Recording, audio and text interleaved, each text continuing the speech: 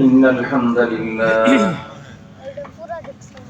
نحمده ونستعينه ونستغفره ونؤمن به ونتوكل عليه ونعوذ بالله من شرور أنفسنا ومن سيئات أعمالنا من يهده الله فلا مضل له ومن يضلله فلا هادي له ونشهد أن لا إله إلا الله وحده لا شريك له ونشهد أن سيدنا وسندنا وحبيبنا وشفيعنا وطبيبنا وطبيب قلوبنا وأولانا ومولانا محمدا عبده ورسوله الذي يرسله بالحق إلى الخلق بشيرا ونذيرا وداعيا إلى الله بإذنه وسراجا منيرا أما بعد فأعوذ بالله من الشيطان الرجيم بسم الله الرحمن الرحيم يرفع الله الذين آمنوا منكم والذين أوتوا العلم درجات وقال نبينا وصفينا وحبيبنا صلى الله عليه وسلم اغد عالما أو متعلما أو محبا أو مستمعا ولا تكن الخامس فتهلك أو كما قال عليه الصلاة والسلام صدق الله مولانا العظيم وصدق رسوله النبي الأمي الكريم ونحن على ذلك لمن الشاهدين والشاكرين والذاكرين والحمد لله رب العالمين اللهم صل على سيدنا مولانا محمد وعلى آله وأصحابه وبارك وسلم اللهم صل على محمد النبي الأمي وعلى آله وسلم تسليما يا رب صل وسلم دائما أبدا على حبيبك خير الخلق كلهم الحمد لله ثم الحمد لله 22 জানুয়ারি 2025 ইংরেজি বুধবার জামিয়া আরবিয়া নূরে মদিনার দাওরায়ে হাদিস ও সহকারী ছাত্রদের নাস্তার ফজিলত প্রদান উপলক্ষে আয়োজিত সালানা ইসলামী মহাসম্মেলন এই সম্মেলনের সদরে ইজলাস সম্মানিত সভাপতি মুআজ্জাজ হযরত বুজুর্গ উলামায়ে কেরাম বিভিন্ন দ্বীনি মাদারিস থেকে আগত আজিজ তালাবা বিভিন্ন অঞ্চল এবং দূরদারাজের এলাকা থেকে সমাগত সম্মানিত সুধী সর্বপ্রথম মহান আল্লাহ পাকের দরবারে আলিশানে লাখো কোটি শুকর যে রব্বে করিম বড় দয়া করে আমাদের হায়াতকে দীর্ঘায়িত করে আজকের এই মুহূর্ত পর্যন্ত সুস্থ সবল রেখে দুনিয়ার সকল ব্যস্ততাকে পিছনে ফেলে রেখে দ্বীনের নিসবতে কোরআনে পাকের মহব্বতে জান্নাতি আয়োজনে আহলুল্লাহদের সাহবতে আমাদেরকে হাজিরের সুযোগ দিয়েছেন সে মহান সত্তার দরবারে আমরা প্রত্যেকেই শুকরগুজার হচ্ছি জবান খুলে ভক্তি সহকারে মহব্বত নিয়ে দিল থেকে আবেগের সাথে উচ্চ কণ্ঠে সকলে পড়ে নেই আলহামদুলিল্লাহ। সম্মানিত উপস্থিতি, লম্বা আলোচনা করার সুযোগ নেই, আপনারা তো মনে হয় জেনে ফেলেছেন রাস্তা ঝামেলা ছিল, ঘন্টা পর ঘন্টা রাস্তায় শেষ হয়ে গেছে টাইম। অল্প সময় কথা বলবো। আমার আজকে এই মাহফিলের সবচেয়ে বড় আনন্দের বিষয় হলো আমার ডান পাশে যিনি বসে আছেন উনি আমার উস্তাদ। আমি হুজুরের কাছে একাধিক কিতাব পড়েছি। আমার আব্বাজান রহমতুল্লাহ আলাইহির প্রতিষ্ঠিত মাদ্রাসা বেতুয়া মাদ্রাসায় হুজুরের উস্তাদ জীবনের প্রথম ছাত্র আমরা। আলহামদুলিল্লাহ অনেকদিন পরে হুজুরের সাথে আমার দেখা হয়েছে।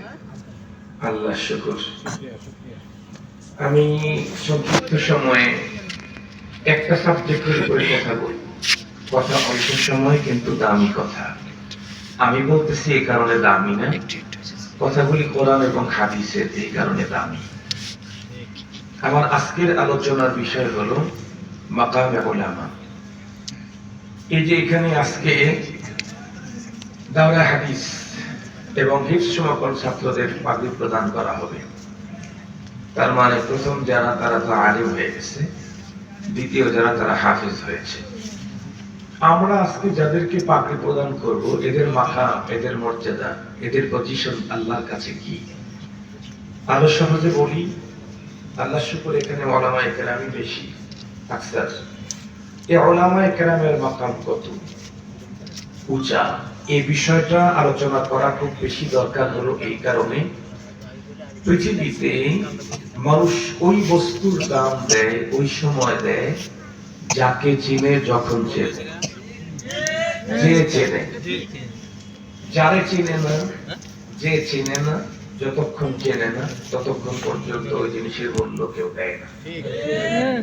কেউ যদি মূল্য না দেয়, তাতে সেই জিনিস মূল্যহীন হওয়ার প্রমাণ বহন করে না। কেউ কাউকে মূল্যায়ন করলো না, এইটাই ওই জিনিস মূল্যহীন হওয়ার প্রমাণ বহন করে না। সহজে বুঝবার জন্য একটা মিসাল দিলে খুব ভালো বুঝবেন। আপনার বাড়ির 3 বছরের এক শিশুকে যদি রেখে দেন এক জায়গায়, আর ওর পাশে যদি 3টা জিনিস রেখে দেন, একটা জায়গায় 2টা চিপসের প্যাকেট রাখলেন, আর একটা জায়গায় 2টা গোল্ডের টুকরা রাখলেন, ওর পাশে আর এক জায়গায় ডায়মন্ডের 2টা টুকরা রাখলেন। এখন মাঝখানে যদি বাচ্চাটাকে ছেড়ে দেন, বলেন তো দেখি বাচ্চা কোনটা নিবে? চিপস নিবে, নিশ্চিত নিশ্চিত চিপস নিবে। এই বাচ্চা চিপসকে চয়েস করার কারণে গোল্ড আর ডায়মন্ডের চাইতে কি চিপসের দাম বেড়ে গেল? এই বাচ্চাদের চিপস নিয়েছে তার কারণ ও ডায়মন্ডের মূল্যই জানে না, ও গোল্ডের দামই জানে না, গোল্ড কি জিনিস এটা ও বুঝেই না। এই কারণে গোল্ডের মতো, ডায়মন্ডের মতো মহামূল্যবান জিনিস থাকতে ও চিপস নিয়ে কারাকারি করবে। ওর হাত থেকে যদি চিপস আপনি টেনে নিয়ে সরাই দেন, তাহলে ও কান্না করবে। ওকে যদি ডায়মন্ডের টুকরা দেন, ও বাম পা দিয়ে লাথি দিয়ে ফেলে দিবে। তো কোনো মানুষ যেমন কোনো জিনিসকে অবজ্ঞা করলে সেটা মূল্যহীন হওয়ার প্রমাণ নয়। মুহতারাম হাজিরিন, বরং মূল্যায়ন করতে চাইলে মূল্য জানতে হবে। তো যে লোক মূল্যই জানে না, সে আবার মূল্যায়ন করবে কি কচু? আমাদের দেশে বর্তমানে দেখতেছি কিছু মুসলিম মুমিন নিজেদেরকে মুমিন মুসলিম বলছে, আবার কেউ কেউ নিজেদেরকে দিনদারও দাবি করছে, কিন্তু তাদের অন্তরে উলামায়ে কেরামের প্রতি বিদ্বেষীপূর্ণ মনোভাব তুঙ্গে চলতেছে। এটা যে একজন মুসলমানের জন্য কত বড় সঙ্গীন, কত বড় ভয়ঙ্কর, এই বিষয়টাও সহজে বুঝে আসবে উলামায়ে কেরামের মাকামটা জানতে পারলেই।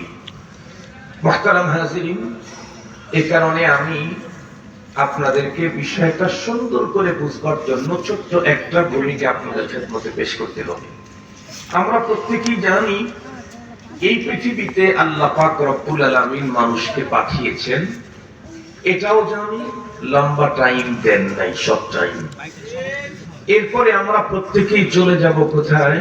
পরপারে। সেই জীবনে সুখও আছে, দুঃখও আছে। এ পৃথিবীর কোন একজন মানুষ ইহকালীন শান্তি আর পরকালীন মুক্তি যদি কেউ নিশ্চিত করতে চায়, তাহলে আল্লাহ পাক রব্বুল আলামিন তাদের ইহকালীন শান্তি আর পরপারের মুক্তি নিশ্চিত করবার জন্য 2টা ধারা দুনিয়াতে চালু রেখেছিলেন। 2টা ধারা। একটা হলো রব্বুল আলামিন তার পক্ষ থেকে গাইড পাঠাতেন, গাইড। আর একটা হলো সেই গাইডের প্র্যাকটিক্যাল প্রশিক্ষক পাঠাতেন। আল্লাহ পাকের পক্ষ থেকে নাজিল করা গাইড, তার পক্ষ থেকে সিলেক্টেড প্রশিক্ষকের মাধ্যমে প্রশিক্ষণ নিয়ে এই গাইডগুলি ইহকালীন জীবনে যে মানুষগুলি বাস্তবায়ন করতে পারবে, তার জন্য ইহকালীন শান্তি, পরকালীন মুক্তি নিশ্চিত। মিয়া মিয়া ওয়া জিয়াদা। ওভার 100 আপনারা ভাসেন রব্বুল আলামিনের পক্ষ থেকে যে গাইড পাঠাতেন সেই গাইডকে বলা হয় কিতাবুল্লাহ, আর তার পক্ষ থেকে যে প্র্যাকটিক্যাল প্রশিক্ষক পাঠাইতেন তাকে বলা হয় রিজালুল্লাহ, নবী এবং রাসূল। টোটাল আল্লাহ পাক এই পৃথিবীর মানুষের ইহকালীন শান্তি পরকালীন মুক্তির জন্য গাইড পাঠিয়েছেন 104, কিন্তু এই 104 খানা কিতাবের প্র্যাকটিক্যাল প্রশিক্ষণ দেওয়ার জন্য প্রশিক্ষক পাঠিয়েছেন 1.25 লাখের অধিক। 1.25 লাখের অধিক। গভীরভাবে বিষয়টা একটু ভাববেন।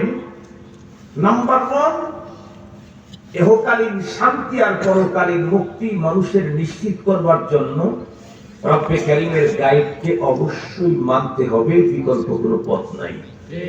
কিন্তু সেই গাইডটা মানবে কেমনে? এর জন্য আল্লাহ পাকের পক্ষ থেকে প্রেরিত প্রশিক্ষকের প্রশিক্ষণ নিয়েই মানতে হবে, এটারও বিকল্প কোনো পথ নাই। কোন মানুষ নিজে নিজে আসমানি গাইড, ভাষার পণ্ডিতের কারণে তার ভাষার উপরে প্রচুর পাণ্ডিত্য আছে, সেই দিক থেকে সে নিজে নিজে আসমানি গাইড গুলি পড়ে পড়ে পথ বের করবে না। ও নিজে গোমরা হবে, একটা জাতিকে গোমরা বানানোর ইমাম হয়ে যাবে। ও নিজে গোমরা হবে আর গোমরাদের কি হবে? ইমাম হবে। মুহতারাম হাজিরিন, সহজে বুঝবার জন্য বলি, সর্বশেষ গাইড আমাদের কাছে যেটা এসেছে সেটা হলো কোরআনুল কারীম। আর এই গাইডের প্র্যাকটিক্যাল প্রশিক্ষক হলেন মুহাম্মদুর রাসূলুল্লাহ সাল্লাল্লাহু আলাইহি ওয়াসাল্লাম। আমি হুজুর যেহেতু খানিকটা জিম্মাদারি দিয়ে গেছেন, এই জন্য কিঞ্চিত 100 পরিমাণ জিম্মাদারি পালন করি। হুজুর রজব মাসে নামাজের কথা বলছিলেন না, এই 100 জন্য জিম্মাদারি পালন করি। হুজুর বলেছেন যে আল্লাহ পাক বিভিন্ন বিধিবিধান দিয়েছেন। কোন বিধিবিধান মক্কাতে নাজিল হয়েছে, কোন বিধিবিধানের আয়াত মদিনাতে নাজিল হয়েছে, কিন্তু নামাজের এই মহান বিধান আল্লাহ পাক তার প্রিয় হাবিবকে তার আরশে ডেকে নিয়ে দিয়েছেন। সুবহানাল্লাহ। আরশে আল্লাহ পাকের সাথে তার হাবিবের দেখা হয়েছে দিনে না রাত্রে? রাত্রে। সুবহানাল্লাযী আসরা বিআবদিহি লাইলা, রাত্রে সাক্ষাৎ হয়েছে। তো রাত্রে সাক্ষাৎ করে জিবরাইল আমিন পয়গম্বরকে তার স্বয়ং পক্ষ থেকে উঠিয়ে নিয়ে বাইতুল মুকাদ্দাস হয়ে ওনার নির্ধারিত এরিয়া পর্যন্ত গিয়ে তারপরে পয়গম্বরকে উপরে উঠাবার ব্যবস্থা করে দিয়েছেন। পরবর্তীতে পয়গম্বরকে ওখান থেকে আবার নিয়ে তার স্বয়ং কক্ষের ওই জায়গাতে পৌঁছে দিয়েছেন। ঘটনা এগুলি সব রাত্রেই ঘটলো। পরের দিন সকালবেলায় জিবরাইল আমিন আবার চলে আসলেন, এসে নবীজিকে বললেন, ওগো নবীজি চলেন। কি? যে রাত্রে আপনাকে যে খোদাই বিধান পেলেন, আপনাকে যে দেওয়া হয়েছে 5 ওয়াক্ত নামাজ, এটা কেমনে পড়বেন আদায় করবেন তার প্র্যাকটিক্যাল প্রশিক্ষণ দেওয়ার জন্য রব আমাকে পাঠিয়েছেন। জিবরাইল আমিন আমাদের পয়গম্বরকে সাথে করে 2 দিন 10 ওয়াক্ত নামাজ পড়লেন। জিবরাইল ইমাম, আমাদের নবীজি মুক্তাদি মুসল্লি। 10 ওয়াক্ত নামাজ পড়ালেন জিবরাইল আমিন। প্রথম দিন যেই টাইমে পড়াইছেন জোহর, পরের দিন তার অনেক পরের টাইমে পড়ালেন। প্রথম দিন যেই টাইমে আসর পড়াইছেন, পরের দিন তার অনেক দেরিতে পড়াইছেন। এইভাবে 5 ওয়াক্ত নামাজ 2 দিনে 10 ওয়াক্ত পড়ানোর পরে নবীজিকে ডেকে বললেন, মা বাইনা হাদাইনিল ওয়াক্তাইন ওয়াক্তুন লাকা ওয়া লিউম্মাতিক। ওগো আল্লাহর হাবিব, আমি আর এখন কোনোদিন নামাজ পড়াবার জন্য আসবে না, কারণ জিম্মাদারিটা তো আপনার। আপনাকে লাকাদ কানা লাকুম ফি রাসূলিল্লাহি উসওয়াতুন হাসানাহ, আপনাকে পৃথিবীর সমস্ত মানুষের জন্য উত্তম আদর্শ করে পাঠানো হয়েছে। কোরআন আপনার উপরে নাযিল করা হয়েছে লিতুবাইয়িনা লিন-নাসি মা নুযিলা ইলাইহিম। কোরআনে যেই কথাটা মানমানি নাযিল করেছে, এটি খুলে খুলে মানুষ এটা আমল করতে পারে সহজের সাথে, সেইভাবে বয়ান করা আপনার জিম্মাদারি দেওয়া হয়েছে। এবং সেই জিম্মাদারি পালনের জন্য আল্লাহ পাক নিজে জিম্মাদারি নিয়েছেন। লা তুহাররিক বিহি লিসানাকা লিতা'জালা বিহি ইন্না আলাইনা জামআহু ওয়া কুরআনা সুম্মা ইন্না আলাইনা বায়ানা। ওগুলি বলতে গেলে অনেক টাইম লাগবে, তো আমি মুখতাসার করে বলতেছি। তো নবী আলাইহিস সালাম পরবর্তীতে উম্মতদেরকে নামাজ শিখাইলেন এবং বলে গেলেন সাল্লু কামা রাআইতুমুনি উসাল্লি, আমাকে যেভাবে নামাজ পড়তে দেখেছো তোমরা পুরুষেরা সেভাবে নামাজ পড়ো। সাল্লু, তোমরা পুরুষেরা পড়ো, কামা রাআইতুমুনি উসাল্লি, যেমন আমাকে পড়তে দেখেছো। এখন আপনি যদি পুরা 30 পারা কোরআন খোঁজেন পাবেন আকিমুস সালাহ, পাবেন আকিমিস সালাতা তারফাইন নাহারি ওয়া যুলাফাম মিনাল লাইল ইন্নাল হাসানাতি ইউযহিবনাস সাইয়্যাত যালিকা যিকরা লিয-যাকিরিন, পাবেন আকিমিস সালাতা লিদুলুকিশ শামসি ইলা গাসাকিল লাইল ওয়া কুরআনুল ফাজর ইন্না কুরআনুল ফাজরি কানা মাশহুদা। এই জাতীয় অনেক বর্ণনা পাবেন। বা যোহরের সালাত যে 4 রাকাত, প্রত্যেক রাকাতে 1 রুকু 2 সিজদা, 2 রাকাত পরে পরে বসতে হয়। আসরের সালাত 4 রাকাত, মাগরিব 3 রাকাত, ফজর আবার 2 রাকাত ফরজ। এই বর্ণনা 30 পারা কোরআনের কোথাও পাবেন, কোথাও পাবেন। রব গাইড দিয়েছেন, অর্ডার করেছেন আকিমুস সালাত, নামাজ কায়েম করুন। বাট সেই পদ্ধতি শিখাবার জন্য রব্বুল আলামিন তার পক্ষ থেকে স্পেশাল করে তৈরি করেছেন নবী এবং রাসূলদেরকে, স্পেশাল করে, মানুষই কিন্তু স্পেশাল করে তৈরি করেছেন। মুহাম্মাদুন বাশার লাইসা কাল বাশার, কাল ইয়াকুতাতি হাজার লাইসা কাল হাজার। খুব ভালো করে কথাগুলি বুঝবেন। তাহলে এই পৃথিবীর কোন একজন মানুষ আল্লাহ পাকের পক্ষ থেকে নাজিল করা গাইড যথাযথ পালন করতে চাইলে তার পক্ষ থেকে প্রেরিত প্রশিক্ষক ছাড়া এ কোরআনের উপরে জীবন গড়া পৃথিবীর কোন মানুষের পক্ষে সম্ভব নয়। গভীরভাবে লক্ষ্য করেন, একটা আসমানি কিতাব এমন আসে নাই যে কিতাব পাঠানো হয়েছে শুধু প্রশিক্ষক নাই, একটাও আসে নাই। কেন? কারণ আসমানি কিতাব প্রশিক্ষক ছাড়া পৃথিবীর মানুষ মানার কোনো যোগ্যতাই রাখে না। তবে লক্ষাধিক পয়গম্বর প্রশিক্ষক এমন এসেছেন যাদেরকে স্পেশাল করে নতুন কোনো কিতাব দেওয়া হয় নাই। এরকম প্রশিক্ষক 1 লাখের অধিক এসেছেন। তার মানে রব্বে কারীমের পক্ষ থেকে প্রশিক্ষক যেটা, এই প্রশিক্ষক যদি থাকে পূর্বের কিতাব দিয়েও মানুষ আল্লাহ পাওয়া জান্নাতে যাওয়ার পথ খুঁজে বের করতে পারবে। তাহলে কি লাগবে? কথা বলেন। দুইটাই লাগবে। একটা হলো রবের পক্ষ থেকে গাইড লাগবে, আর একটা হলো সেই গাইডের প্র্যাকটিক্যাল প্রশিক্ষক লাগবে। এখন আমি আপনাদেরকে জিজ্ঞাসা করতে চাই, আজকের এই পৃথিবীতে কি কোরআনের প্রশিক্ষক আছেন? এখন নেই। কোরআন যার উপরে নাজিল করা হয়েছিল উনি অ্যাবসেন্ট দুনিয়া থেকে 1450 বছর আগে। আজ পর্যন্ত মানুষ কোরআনের মাধ্যমে আল্লাহ পাওয়া জান্নাতে যাওয়ার পথ খুঁজে পাচ্ছে। কেমনে? কারণ হলো রাসূল করিম সাল্লাল্লাহু আলাইহি ওয়াসাল্লাম পৃথিবী ছাড়ার আগেই তার এই জিম্মাদারি তার অবর্তমানে কে পালন করবে এটার ঘোষণা দিয়ে গেছেন। নবীজি বলেন, আল উলামা ওয়ারাসাতুল আম্বিয়া, উলামায়ে কেরাম সমস্ত নবীগণের ওয়ারিস। আর উলামায়ে কেরাম লাম ওয়া ইন্নাল আম্বিয়া লাম ইউওয়ারিসু দিনারান ওয়ালা দিরহাম, পৃথিবীর কোন নবী রাসূলগণ অর্থ সম্পদ রেখে যান নাই যে সেই সম্পদের বিরাসত উলামায়ে কেরাম পাবে। ইন্নামা ওয়ারাসুল ইলম, উলামায়ে কেরামকে যে বিরাসত দেওয়া হয়েছে সেটা তো আসমানি ইলমে। সুবহানাল্লাহ বলবেন না? কথা বলেন। কোন ইলম? আসমানি ওয়াহির ইলম। ইন্নামা ওয়ারাসুল ইলম, উলামায়ে কেরামকে তো বিরাসত দেওয়া হয়েছে আসমানি গ্রন্থে, ওয়াহির ইলমে। সঙ্গত কারণে কিয়ামত পর্যন্ত এই ওয়াহির ইলম অনুযায়ী কোন মানুষ যদি নিজেকে পরিচালিত করতে চায় তাহলে যাদের কাছে বিরাসত আছে তাদের কাছ থেকে প্রশিক্ষণ নিয়েই তাকে ওহির উপরে জীবন পরিচালিত করতে হবে। তাদের কাছ থেকে প্রশিক্ষণ নিবে না নিজে বড় পণ্ডিত, বড় ভাষাবিদ, বড় তথ্যবিদ, বড় চেয়ার পাওয়া, বড় দক্ষতার কর্ম, এগুলি দিয়ে কখনো দ্বীনি কাজ চলতে পারে না। সর্বদুর জন্য একটা মিসাল বলি, আমাদের বাংলাদেশে আপনাদের এই অঞ্চলের এমপি কে এখন আছে? নাই। মেয়র আছে, উপজেলা চেয়ারম্যান আছে, একটাও নাই। কিন্তু এমপির কাজ, মেয়রের কাজ, উপজেলা চেয়ারম্যানের কাজ কি বন্ধ আছে না চলতেছে? চলতেছে। যেহেতু এমপি নাই, এই কারণে এই এলাকার যত মানুষ এমপি সিগনেচার লাগতো তারা নিজেরা সিগনেচার দিয়ে কাজ করে নিয়ে যেতেছে। যেহেতু এমপি নাই এই সিস্টেম, যেহেতু মেয়র নাই এই কারণে প্রত্যেকে নিজের কাজের সিগনেচার নিজেই করে কাজ করে নিয়ে যেতেছে। এই সিস্টেম কি? এমপি নাই, মেয়র নাই, উপজেলা চেয়ারম্যান নাই, গভর্নমেন্ট অন্তর্বর্তীকালীন গভর্নমেন্ট আছে। এই গভর্নমেন্ট তাদের না থাকার কারণে তাদের দায়িত্ব পালনের জন্য কাউকে অনুমোদন দিয়েছে।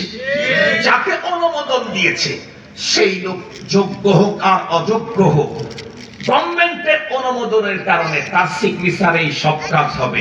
আপনি যত বড় আসমান ছোঁয়া যোগ্য হন, আপনার 1 কোটি সিগনেচারে এক বস্তা বালুর কাজও হবে না। কথা আপনাদের কি বুঝে আসছে কথা না? গভর্নমেন্ট যাকে দিয়েছে নিয়োগ, সে সিগনেচার করলে এমপির কাজ হয়ে যাবে, সে সিগনেচার করলেই মেয়রের কাজ হবে, তার সিগনেচারেই উপজেলা চেয়ারম্যানের কাজ হবে। সে যোগ্য না অযোগ্য সেটা দেখার সুযোগ নেই। গভর্নমেন্ট তাকেই অনুমোদন দিয়েছে। গভর্নমেন্ট যদি কাউকে অনুমোদন দেয়, সে ছোট হোক আর বড় হোক, এদেশের রাষ্ট্রীয় কোনো কাজ করতে চাইলে তার সিগনেচার ছাড়া যেমন হয় না, মুহাম্মদুর রাসূলুল্লাহ উলামায়ে কেরামকে অনুমোদন দিয়ে গেছেন, তাদের সিদ্ধান্ত ছাড়া ধর্মের কোনো কাজ চলতে পারে না। আপনি নিজে পণ্ডিতি করবেন, নো রাইট। আপনি নিজে পণ্ডিত করবেন, নো, এই পারমিশন আপনার নাই, এই অনুমোদন আপনার নাই। এটা আপনার জন্য কখনোই কল্যাণ হবে না। মুহতারাম হাজিরিন, সেই উলামায়ে কেরাম যাদেরকে আল্লাহ পাকের রাসূল ঘোষণা দিলেন নবীদের বয়স, ঘোষণা নবী দিলেও ঘোষণা দেওয়াইছেন কেনা? আল্লাহ পাক নিজেই বলেন, ওয়ামা ইয়ানতিকু আনিল হাওয়া ইন হুয়া ইল্লা ওয়াহয়ুন ইউহা। নবীজি বলেন, কিন্তু বলান কে? আল্লাহ। বলেছেন নবীজি, বলাইছেন কে? এই কথা কি নবীজি বলছেন না আল্লাহ নিজেই বলেছেন? আল্লাহ নিজেই বলেছেন, মা ইয়ানতিকু আনিল হাওয়া। আমার রাসূল নিজের পক্ষ থেকে বলেন না, যেটা বলেন ইন হুয়া ইল্লা ওয়াহয়ুন, যা বলেন সেটা হলো আমার ওহী। এই কারণেই তো ইমাম বুখারী রাহমাতুল্লাহি আলাইহি বুখারী শরীফ হাদিসের কিতাব লিখতে গিয়ে প্রথম পরিচ্ছেদ কায়েম করছেন বাবুল কাইফা কানা বাদুল ওহী।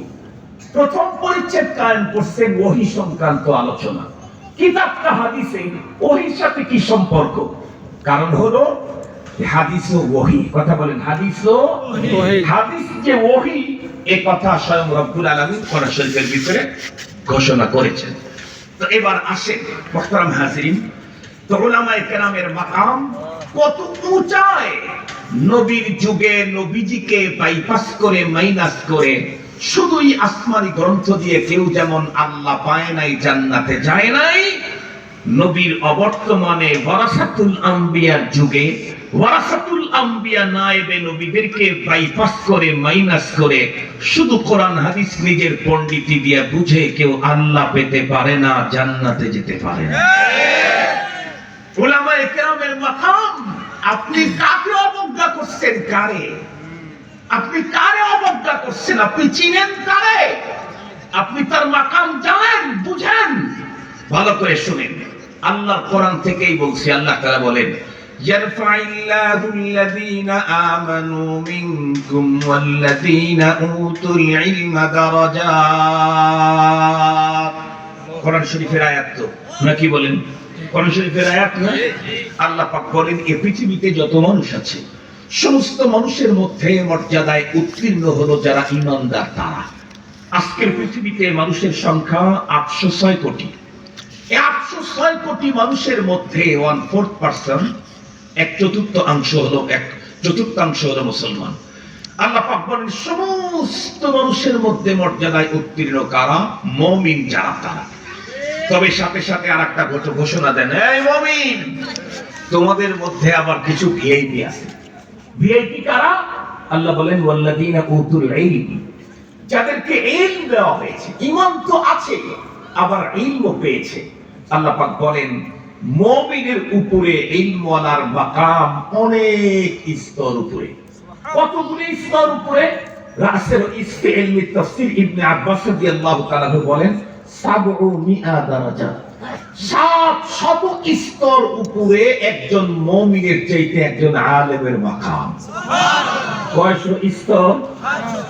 একটা স্তর কতটুকু উঁচা? আমরা যে যখন ওই যে উপর তলায় উঠি, সিঁড়ি যেমন 6 ইঞ্চি উঁচা উঁচা, এই এতটুকু উঁচা, এরকম 700 দরজা। হযরত ইবনে আব্বাস রাদিয়াল্লাহু তাআলা বর্ণনা করেন, এক একটা দরজা হলো 100 বছরের রাস্তা। একটা দরজা এরকম কয়টা দরজা? 700 দরজা উঁচা হলো একজন আলেমের অবস্থান একজন ইমানদারের উপরে। আলেমকে আল্লাহ তাআলা কোথায় তাকে স্থান দিয়েছেন, এটা বুঝবার জন্য কোরআন শরীফের আর একটা আয়াতই যথেষ্ট। আর আয়াত বলতে হবে না, বহু আয়াত আছে। আল্লাহ তাআলা বলেন, শাহিদাল্লাহু আন্নাহু লা ইলাহা ইল্লাহু ওয়াল মালাইকাহ ওয়া উলুল ইলমি কাইমান বিল কিসত লা ইলাহা ইল্লা হুয়াল আজিজুল হাকীম। এইখানে আল্লাহ তাআলা একটা বিষয়ে আল্লাহর নিজের জবানে 3টা সাক্ষীর কথা উল্লেখ করেছেন। কয়টা বিষয়? একটা বিষয়। সাক্ষী কয়টা? 3টা। কোন বিষয়ের 3টা সাক্ষী? আল্লাহ। তাহলে তো বলতেই হবে তাম পৃথিবীর মানুষের মুক্তির মূল মন্ত্র যেটা, তাম পৃথিবীর মানুষের মুক্তির মূল মন্ত্র যেটা, সেটা হলো তাওহীদ। কথা বলেন, তার নাম কি? একত্ববাদ। আল্লাহ পাকের একত্ববাদ। এই একত্ববাদ ছাড়া পৃথিবীর কোন মানুষের মুক্তি সম্ভব নয়। পৃথিবীর যে কোনো মানুষ মুক্তি পেতে চাইলে তাকে তাওহীদবাদী হতে হবে, একত্ববাদের বিশ্বাসী হতে হবে। রব যে একজন, কুল হুয়াল্লাহু আহাদ। রব যে একজন, লা ইলাহা ইল্লাহু, নেই কোনো মাবুদ, শুধুই একমাত্র উনি। এই কথার সাক্ষী আল্লাহ কোরআনে হাকিমে 3টার কথা বর্ণনা করেছেন। রব্বুল আলামিনের তাওহীদের সাক্ষী। তার মধ্যে নাম্বার 1 শাহিদাল্লাহ, আল্লাহ নিজেই তার ওয়াহদানিয়তের সাক্ষী। আল্লাহ পাক নিজেই তার তাওহীদের সাক্ষী। আল্লাহ পাক নিজেই উনি যে এক একক, লা সানি, এই কথার প্রথম সাক্ষী আবার বলেন কে? আল্লাহ। দ্বিতীয় নম্বরে সাক্ষী হলো ওয়াল মালাইকা, সমস্ত ফেরেশতাকুল। আল্লাহ পাক যে এক, আল্লাহর তাওহীদের দ্বিতীয় সাক্ষী হলো ফেরেশতা। এই কারণেই তো মিলিয়ন মিলিয়ন ফেরেশতা আছে। একজন ফেরেশতা আপনি দেখবেন না যে আল্লাহ অস্বীকার করে অথবা আল্লাহ পাকের কোনো হুকুমকে একটু হলে লঙ্ঘন করে, নেই। আল্লাহর কোরআনে আল্লাহ ফেরেশতাদের গুণ বর্ণনা করতে গিয়ে বলেন, লা ইয়াসুনাল্লাহা মা আমারাহুম ওয়া ইয়াফআলুনা মা ইউমারুন। ফেরেশতা হলো রব যা বলেন তাই তারা করে। ভয়ঙ্কর কোন শাস্তি দানে যদি কাউকে অর্ডার করেন তাহলে সেই জায়গায় তারা অ্যাক্টিভ। আলাইহা মালাইকাতুন গিলাদুন শিদাদুন লা ইয়াসুনাল্লাহা মা আমারাহুম ওয়া ইয়াফআলুনা মা ইউমারুন। কাউকে যদি অস্বাভাবিক দয়া করার জন্য বলেন সেখানেও মিয়া মিয়া অ্যাক্টিভ। মুহতারাম হাজিরিন, তো আল্লাহ পাকের তাওহীদের সাক্ষী 1 নাম্বার আল্লাহ, 2 নাম্বার ফেরেশতাকুল, 3 নাম্বার ওয়া উলুল ইলমি। আল্লাহু আকবার বললেন কি? আল্লাহর একত্ববাদের সাক্ষী আল্লাহ নিজে বর্ণনা করলেন 3 জন। একজন আল্লাহ, দ্বিতীয় নাম্বার ফেরেশতাকুল, 3 নাম্বার উলামায়ে কেরাম।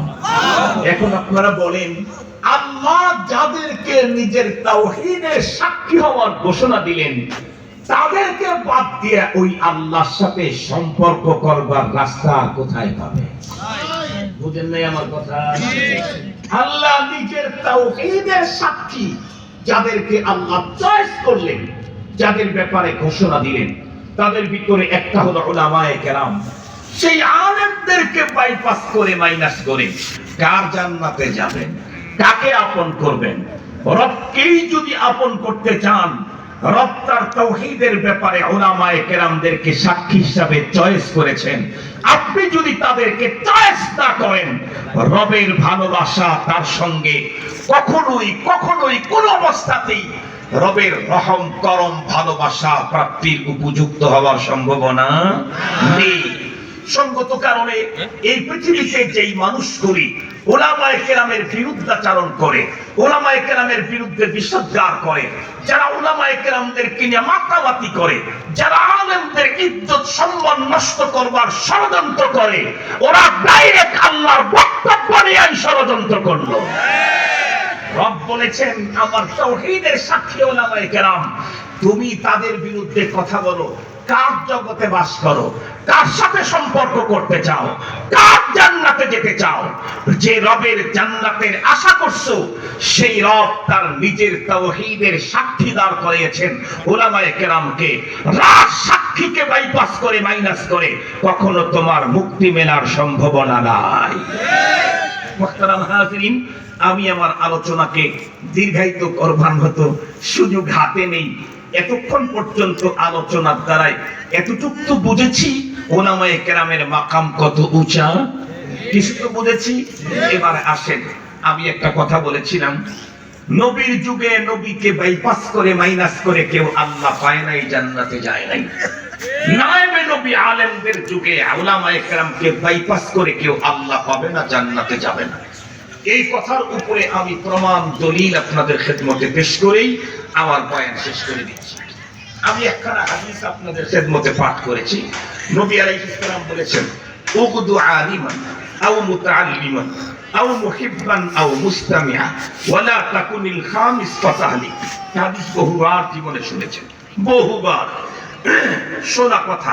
এরপরে আমি আবার আপনাদেরকে স্মরণ করাই দিচ্ছি। নবীজি কি বললেন? তোমরা 4 জামাতের যে কোনো এক জামাতে শামিল থাকো, খবরদার এই বাইরের 5ম নাম্বারে যেও না। তার মানে 4 জামাতের বাইরে যেও না, ফাতাহলি, তাহলে কিন্তু তুমি ধ্বংস হবে। আমি আগেই বলেছিলাম, রাসূল বলেন, কিন্তু বলান যেন কে? আল্লাহ। এটা কোথায় আছে? কোরআনে। কথা বলেন, এটা কোথায় আছে? নবীজি এখন যেটা বললেন, এটা নবীজি বললেন, কিন্তু বলাইলেন কে? আল্লাহ। আল্লাহ তার পক্ষ থেকে রাসূলকে দিয়ে যদি এই ঘোষণা দেন যে এই 4 সিরিয়ালের ভিতরে না থাকলে তুমি হালাক হয়ে যাবে, বলুন তো দেখি এই লোকটাকে পরপারে মুক্ত করবার আর কে আছে? কেউ আছে কি? সারা দুনিয়া মিলে না। সেই 4 গ্রুপটা কি? উবদু আলিমান। আল্লাহ রাসূল বলেন, তোমরা সব আলেম হয়ে যাও। 1 নাম্বার জামাত, 1 নাম্বার গ্রুপ। তাহলে মুক্তি পাবে। শুধু মুক্তি পাবে না, তুমি অনেক মানুষকে পরপারে আল্লাহ পাকের দেওয়া প্রদত্ত পাওয়ারের কারণে মুক্তির ব্যবস্থা করতে পারবে। সুবহানাল্লাহ বললেন না? শুধু মুক্তি পাবে না, অনেক লোকের মুক্তির ব্যবস্থা করতে পারবে। আল্লাহ পাকের রাসূল বলেছেন, ইয়াশফাউ ইয়াউমাল কিয়ামাহ আল আমবিয়া ওয়াল উলামা সুম্মা শুহাদা। আমি তো বলি নাই, আল্লাহ তার রাসূলকে দিয়ে বলেছেন এই কথা। আল্লাহ কিয়ামতের দিন আল্লাহ বলেন, আমার আদালতে সবচেয়ে পাওয়ারফুল অধিকার থাকবে আমার আদালতে ওকালতি করবার, সুপারিশ করবার আম্বিয়া কেরামের। এরপরে উলামায়ে কেরামের। সুবহানাল্লাহ বললেন না? এরপরে শুহাদায়ে কেরামের। দ্বিতীয় নম্বর আও মুতাআল্লিমান। আলিম হতে পারো না, এতে ছাত্র হও। জিজ্ঞেস করতে চাই, এই ছাত্র কার ছাত্র? কুয়েটের ছাত্র, চুয়েটের ছাত্র, ঢাকা ইউনিভার্সিটির ছাত্র, কাদের ছাত্র? আবার বলেন, কাদের ছাত্র? তাহলে আগেরটা তো ডাইরেক্ট আলেম, পরেরটাও আলেম। পরেরটাও কি? আও মুতাআল্লিমান, ছাত্র হও কার? আলেমের। 3 নম্বর, তা যদি না হতে পারো তাহলে আও মুহিব্বান, তাহলে মুহাব্বতকারী হও। কাকে? নেতারে। কথা বলেন, নেতারে মুহাব্বতকারী। কাকে? এই হাদিসে কাকে মুহাব্বত করার কথা বলেন? তাহলে এখানে ও 3য় নাম্বার যেটা, সেটাও আলেম ছাড়া হচ্ছে না। সেটাও কি ছাড়া হচ্ছে না? এটাও আও মুহিব্বান, আলেমকেই মুহাব্বতকারী হতে হবে। তাও যদি না হতে পারো আও মুস্তামিআন, এই যে আপনারা আসছেন, বসে দাঁড়িয়ে উলামায়ে কেরামের জবানে কোরআনের কথা শুনতেছেন, এটা মুক্তিপ্রাপ্ত গ্রুপের 4 নম্বর গ্রুপ। সুবহানাল্লাহ বললেন না? যে আমি বলছি নাকি? আল্লাহ বলাইছেন তার রাসূলকে দিয়ে, বলেছেন রাসূলুল্লাহ এই যে উলামায়ে কেরামের কথা শ্রবণকারী হয়েছেন, আল্লাহ পাকের রাসূল বলেন এটা মুক্তপ্রাপ্তদের 4 নম্বরের জামাত। আপনারা দাঁড়িয়ে ওয়াজ শুনতেছেন, বসে ওয়াজ শুনতেছেন, উলামায়ে কেরামের কথা শ্রবণকারী হও। কার কথা? মন্ত্রী মিনিস্টারের? কার? আল্লাহ। তাহলে বলেন তো দেখি, তুমি আলিম হও, না হয় আলেমের ছাত্র হও, না হয় আলেমকে মহব্বতকারী হও, না হয় আলেমের কথা শ্রবণকারী হও। তার মানে 4 গ্রুপের কোনটাই আলেম বাদ দিয়ে নাই। 4 গ্রুপের কোনটাই কি বাদ দিয়ে নাই? তার মানেই হলো ওয়ালা তাকুন খামিস, এর পরের কোন গ্রুপে তুমি ঢুকো না। তার মানে এমন কোন জামাতে যেও না যেই জামাতে আলেম নাই, তাইলে কিন্তু তোমার হালাক, তাইলে তোমার ধ্বংস নিশ্চিত, তাইলে তোমার ধ্বংস অনিবার্য। মুহতারাম হাজিরিন, এই কারণেই আমি শর্ট করে বলেছিলাম, নবীজির যুগে নবীজিকে বাদ দিয়ে কোন মানুষ যেমন আল্লাহকে পায় নাই, জান্নাতে যায় নাই, নবীজির অবর্তমানে নায়েবে নবীদেরকে বাইপাস করে মাইনাস করে কোন মানুষ আল্লাহ পেতে পারে না, জান্নাতে যেতে পারে। আল্লাহ শুকর, আপনাদের যে প্রতিষ্ঠানের মাহফিলে আপনারা এসেছেন, এই প্রতিষ্ঠানে আলেম তৈরি করে। সুবহানাল্লাহ বললেন না? আমাকে এক লোক বিভিন্ন সময় বিভিন্ন লোক প্রশ্ন করে যে হুজুর আপনাদের মাদ্রাসায় ডক্টর হয় না, ডাক্তার হয় না, প্রকৌশলী হয় না, ইঞ্জিনিয়ার হয় না, অমুক হয় না, তমুক হয় না। এই খালি বললাম আর কি করেন? আলেম বানান, আর কি করেন? তা আমি তাদেরকে অনেক কয়টা জব দিই, এতগুলো জব দেওয়ার টাইম নেই, একটা জব আপনাদেরকে দিই। আমাদের আজকের এই মাহফিলটা 4 কোণা, এই এক কর্নার, ওই এক কর্নার, ওই এক কর্নার, ওই এক কর্নার। ধরেন এইখানে একটা মুড়ির মিল আছে, প্রতিদিন 5 টন মুড়ি এখান থেকে প্রোডাকশন হয়। ওইখানে চানাচুরের মিল আছে, ওখানে 6 টন বের হয়। ওইখানে চিপসের মিল আছে, ওখানে 7 টন বের হয়। আর এই পাশে একটা আছে হলো ডায়মন্ডের মিল, এখান থেকে প্রতিদিনে মাত্র 5 কেজি ডায়মন্ড বের হয়। কথা কি বুঝতে পারছেন না?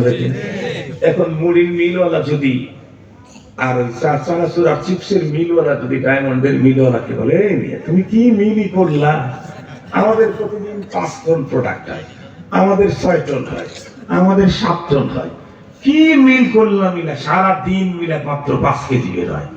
এই কথা যদি কেউ বলে, তাহলে সেই মিলওয়ালাদেরকে সুস্থ বলবেন না পাগল বলবেন? নরমাল পাগল না সিরিয়াস পাগল?